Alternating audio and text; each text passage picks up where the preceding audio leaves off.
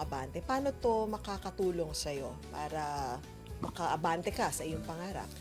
Yung sa makukuha ko po, bala ko po hatiin yung kalahati po ibibigay ko sa family ko. Tapos yung kalahati po pandagdag ko rin po sa next semester na pang-enroll ko, and also kung ano po yung magagastos ngayong year sa sa mga kailangan gastusin sa ibang subjects po.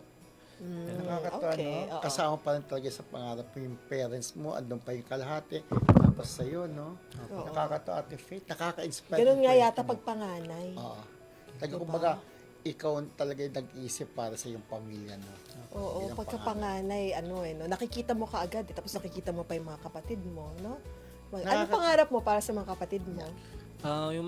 Yung pangarap ko po para sa mga kapatid ko, kahit yung simpleng mabili ko lang po yung mga gusto nila. Parang napakalaking bagay na po kasi sa akin yung kahit yung may mauwi lang akong pagkain para sa kanila. Oo. Siyempre, itong darating ng Kapaskuhan, may magandang regalo ka sa mga kapatid mo at sa magulang, di ba? Oo, earning na siya eh. O earning ka na, kahit paano, kaya naman. Pero Oo. siyempre, sa pag-aaral mo pa rin gagamitin yan. No?